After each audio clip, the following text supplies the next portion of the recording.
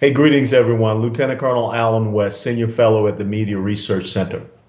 I just got to ask, what is going on in the United States of America right now? In the 59 years of my life, I would have never thought that I would see what is happening in America, where we have these anarchist groups, where we have these Marxist groups that are running around rampant all over the United States of America, ripping down our monuments, ripping down our memorials, and basically undermining our constitutional republic. And yet we sit paralyzed, not doing anything about it. No one is standing up and discussing the absolute absurdity of what is happening in the United States of America. And think about it. We have these two organizations, one of them, Antifa, which has been designated as a terrorist organization, a domestic terrorist organization. You know what that means? That means that every single person that is donating money to Antifa, now you are in violation of U.S. statute and code. You are providing material support and comfort to an enemy. You are aiding and abetting a terrorist organization. So why is it that we are not cutting off the resourcing? Why are we not freezing the accounts of people that are providing resource support to Antifa? When I look at this autonomous zone that has been set up in Seattle, Washington, all of a sudden these young people are coming up with weapons and ammunition and things of this nature. Well, let me tell you something. I just recently finally got the clearance for a tax stamp for my 1945 45 Thompson short barrel rifle. It took me almost 10 months. Now, I'm a law-abiding, legal, gun-owning American citizen. I'm a former member of the United States House of Representatives, a 22-year veteran of the United States military, retired as a lieutenant colonel. And it took me almost 10 months to get a weapon that I legally purchased. How are these weapons showing up in the hands of these young anarchists in Seattle? And where is the BATF? See, I remember back some time ago when the Tea Party, a constitutional conservative grassroots movement, arose. And yet the power of the federal government was unleashed against them. The IRS and other agencies, they were beaten down. Everyday Americans had their privacy invaded, their lives assailed.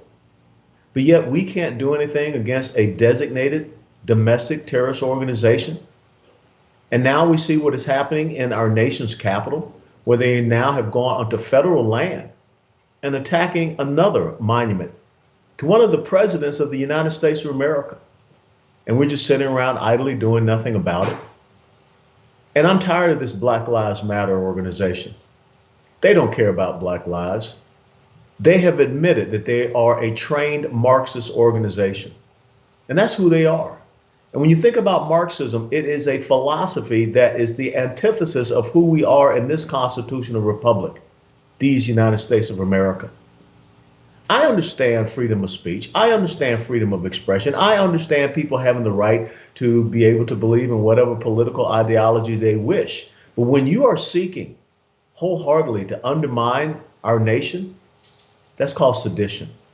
And we need to deal with that appropriately. And when you consider the corporations and businesses, over $460 million that have flowed into the coffers of Black Lives Matter, those funds need to be seized, because Black Lives Matter is nothing but a lighter version of Antifa. It is also a domestic terrorist organization. Now, why is it that so few people are standing up and saying these very simple, true facts? Why is it that we're so afraid of standing up to these organizations? Why is it that we're going to sit around and allow this, what we see happening in America, to happen on our watch? This has to end.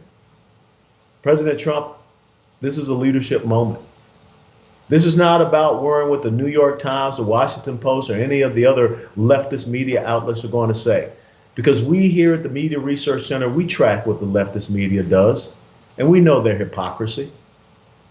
But it is time for us to stand up. Stand up for the rule of law and not be forced into surrender to the rule of the mob, because that's really what is happening. If you want to compare what is going on in the United States of America to any other period in history that we can pretty much so recall right now, this is the mid-1930s in Germany. These groups are no different from the SA, the brown shirts that used to roam the streets.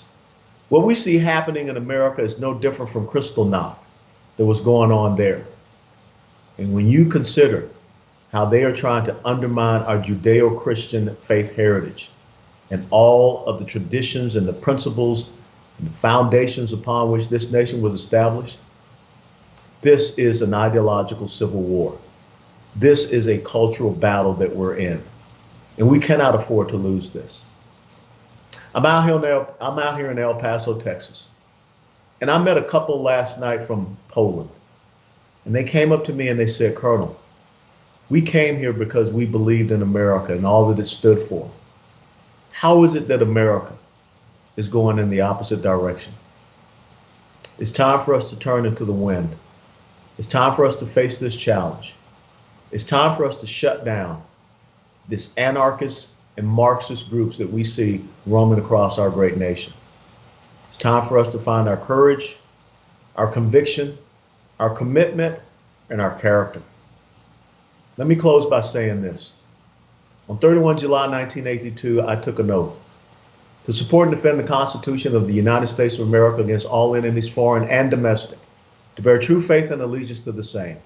I took that obligation freely without any purpose of evasion or mental reservation, so help me God. That oath has no statute of limitations. Antifa, Black Lives Matter, you're my enemy because you seek to destroy that which I love and that which I took an oath to support and defend. Fight's on, and I'm ready.